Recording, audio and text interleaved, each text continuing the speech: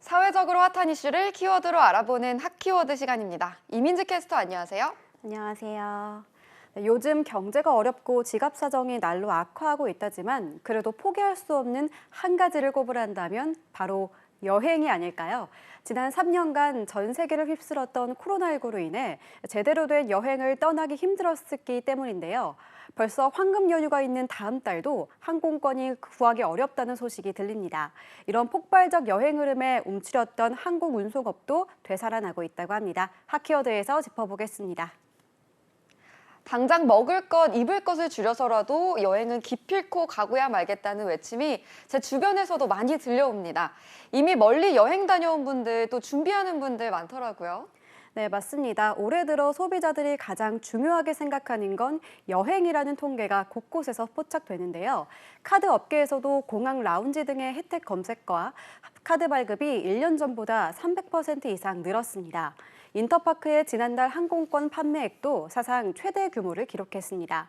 지난해 같은 기간과 비교해 무려 281% 급증한 1,613억 원으로 집계됐는데요. 코로나19 이전인 2019년 동월과 비교해도 무려 48% 늘어난 판매 수치라고 합니다. 그동안 어쩔 수 없이 꾹 억눌렸던 여행에 대한 마음이 폭발한 건데요.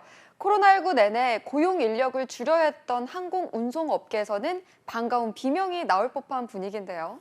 네, 맞습니다. 특히 국제선 여행객 수가 큰 폭으로 늘면서 30개월 넘게 줄어들기만 하던 항공운송업 고용 인원이 처음으로 반등하기 시작했는데요. 고용노동부 통계를 보면 지난달 항공운송업 고용보험 가입자 수는 전년 동월 대비 100명이 늘어나며 34개월 만에 첫 증가에 성공했습니다. 항공운송업 종사자 수는 코로나19 사태로 인해 2020년 6월부터 올해 2월까지 매달 감소했는데 거의 3년여 만에 인력이 늘어난 겁니다. 앞서 항공권 판매액만 봐도 짐작은 되지만요. 구체적으로 공항 이용자 수가 얼마나 늘어났나요? 네, 고용노동부에 따르면 2019년 2월 한 달간 743만 4천 명에 달했던 국제선 여객 수는 코로나19 사태가 막 시작한 이듬해 반토막이 났는데요. 이후 2년간은 월 이용객 수가 수십만 명 수준에 그쳤습니다. 그러다 지난해 전 세계적인 일상 회복으로 해외 여행객이 증가하기 시작했고요. 올해 2월에는 국제선 이용 여객 수가 다시 455만 명까지 늘면서 본격적인 회복세를 보이기 시작한 겁니다. 덕분에 고용 인원 수가 더 늘어난 건데 이제 시작이라고 할 수 있겠죠. 지난 3년간 정말 속이 새카맣게 타지 않았을까 싶은데요. 직원을 줄인 곳도 많았고요. 유급휴직을 활용해 고용을 유지하며 간신히 버텨온 곳도 많았는데요. 어쩔 수 없이 강제휴직을 써야 했던 직원들도 대부분 복귀를 한 상황인가요? 네, 맞습니다. 대한항공의 경우 2020년 5월부터 시행 중인 객실 승무원 휴업을 다음 달 31일부로 완전히 종료하고 6월부터는 승무원 6,359명 전원이 정상 근무한다는 계획입니다. 처음 6개월로 시작했던 순환 유급휴직은 코로나19 장기화로 계속됐는데 최근 국제선 수요가 늘며 휴직 비율이 50%에서 20% 이하로 낮아진 상황입니다. 그나마 규모가 있는 항공운송업은 버틴다고 버텼지만요.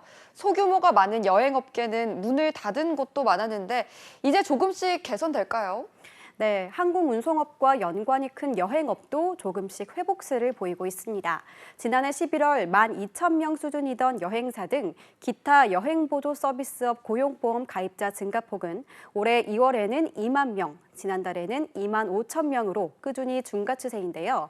2019년 이후 꾸준히 줄어왔는데 확연한 변화가 눈에 들어옵니다.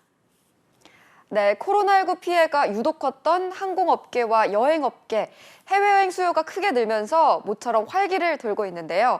예전 모습을 완전히 되찾기엔 시간이 좀 더 걸리겠지만 멀지는 않은 것 같습니다.